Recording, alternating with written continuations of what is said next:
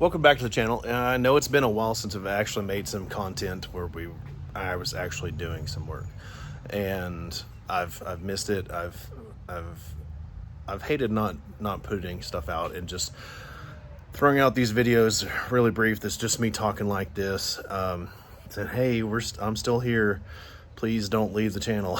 But I have been doing some stuff behind the scenes. Off camera, so for instance, we've got the brake system back on the Roadrunner. Did that last weekend.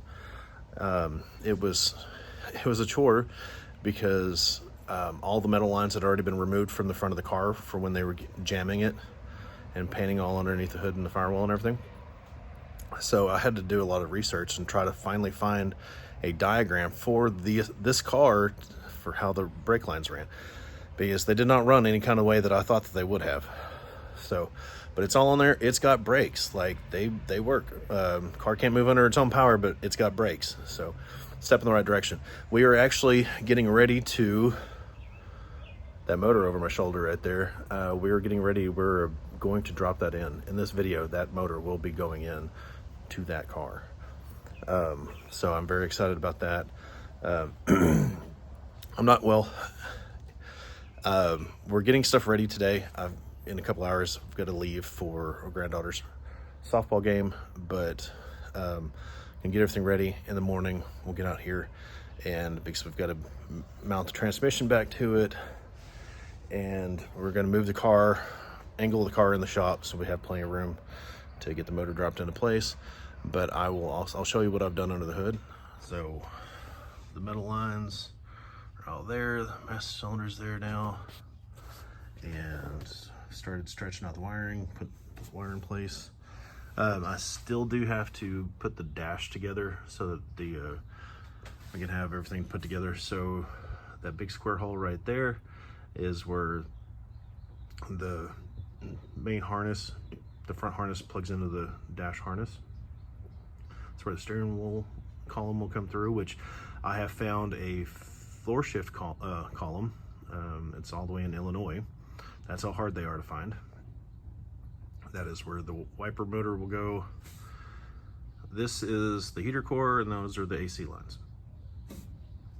So I've got to finish, and to put the headers in, we've got to separate that tie rod right there, and that's going to have to go through the driver's side header to clear it.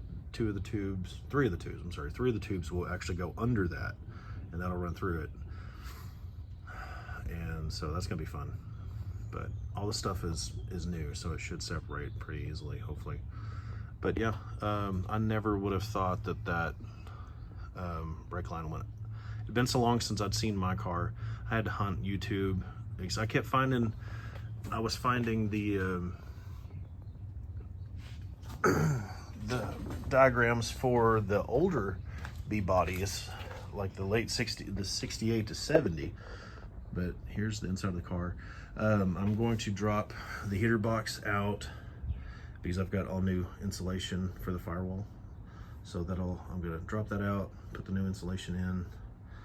We got the gas pedal in there. So those are vacuum lines that do change everything over in here. So get all that done here really soon. You see there's a patch panel. That right there has been patched. It has been, it's not even, I mean, it's a replacement panel. They did a really good job. They just didn't, I need to get some paint on it or something because they didn't. It's bare metal, so I need to clean it up, just paint on it. The rest of the car is pretty solid. I have noticed a spot that was, I think it's under the rear seat, that's a little flexible. So I may do a patch in it, but yeah, this is the inside of the car. I don't know if I've ever showed it on the inside of the car. There's some of the chrome windshield trim. I need to get in here and vacuum it all out. But the trunk has already been painted, just like under the hood. It's all been painted purple. It's just dusty. Like There's the new shocks for the front. We went to put these on when I put the brakes on, and the body right here is too big to fit through the control arm, so we're gonna have to wait until the motor and transmission's in it, so it'll have weight so that we can, when we unbolt it, because the torsion arms, or torsion bars I mean, we'll need weight in the front of the car so that we can compress them back, jack it back up into place. There's the transmission, 727 torque flight. I'm betting that that's a stall converter, because it's not, like, I've pulled it out and it's not a very big converter. Like stall converters are generally smaller than the stock stalls, and I really don't know jack about that transmission. It's missing the kickdown stuff, which I found answers to that problem. As far as switching it, because Chrysler uses a rod, or a system of rods for the kickdowns, and it's kind of a pain. So I found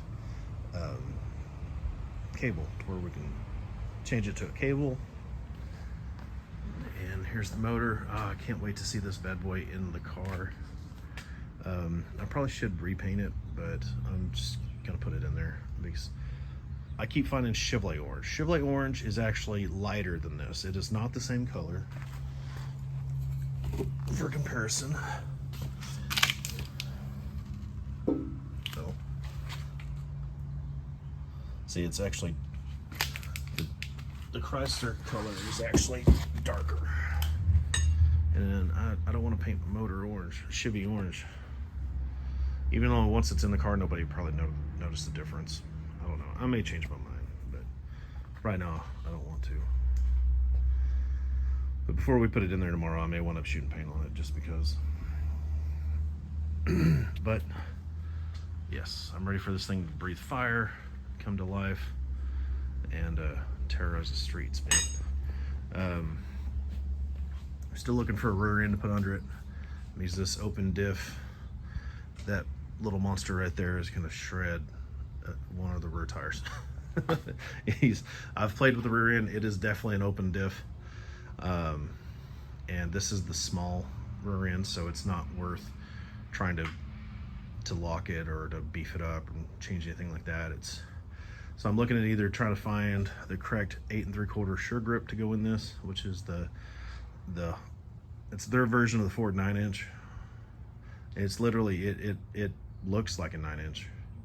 Like the center section comes out like a Ford 9-inch.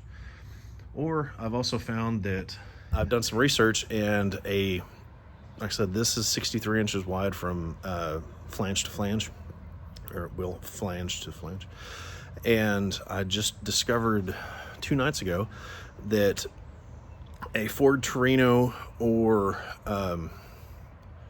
the 70 to 78 Torino and Ranchero are the exact same width.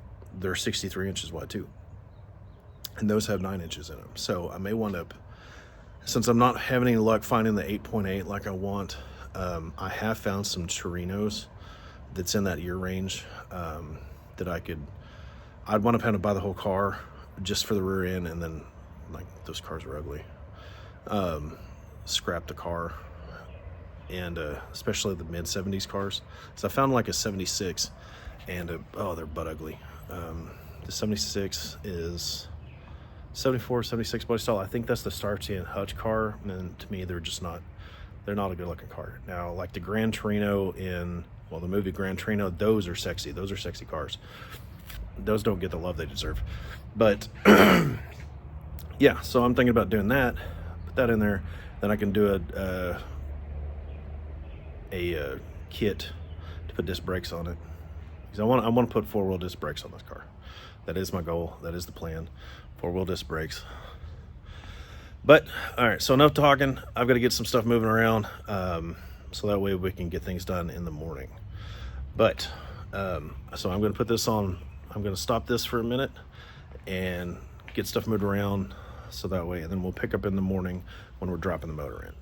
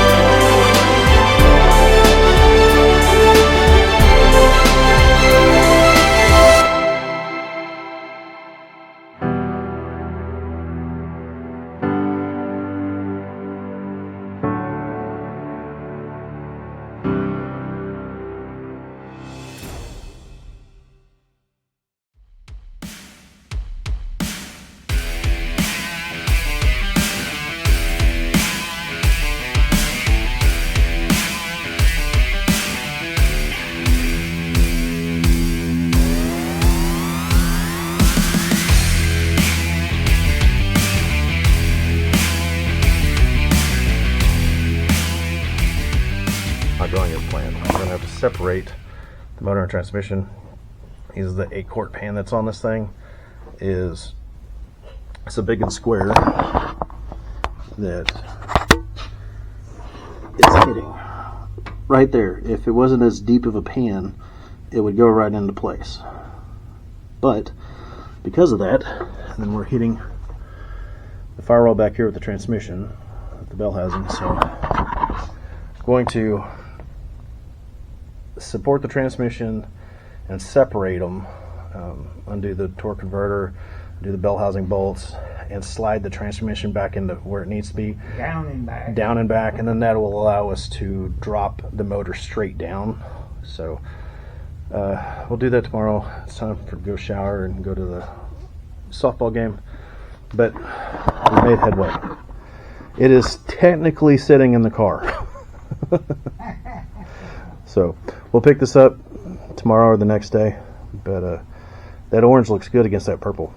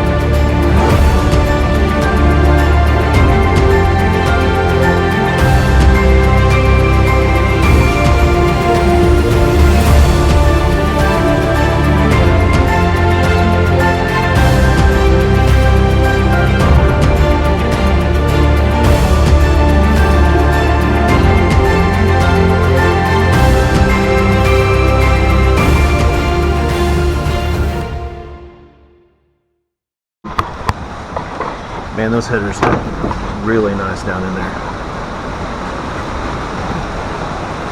Coming a hard rain all of a sudden.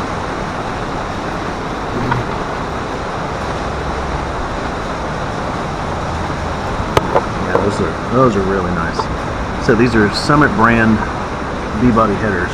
So they're obviously meant for this car. We've got to get underneath and bolt the torque converter back up and get the steering.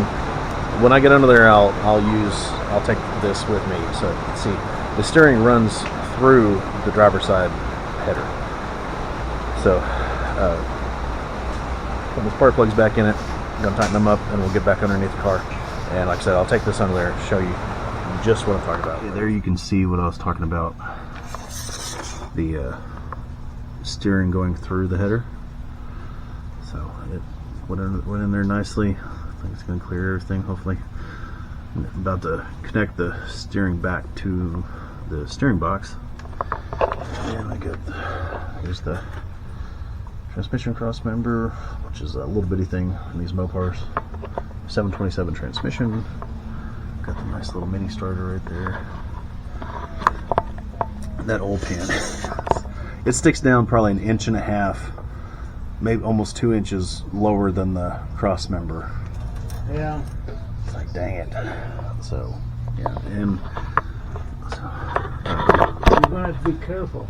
so let the jack down so that we can get under here, and we realized just like we're going to have to adjust the torsion bars, which the torsion bars is this tube right here, or tube, it's a shaft or a rod.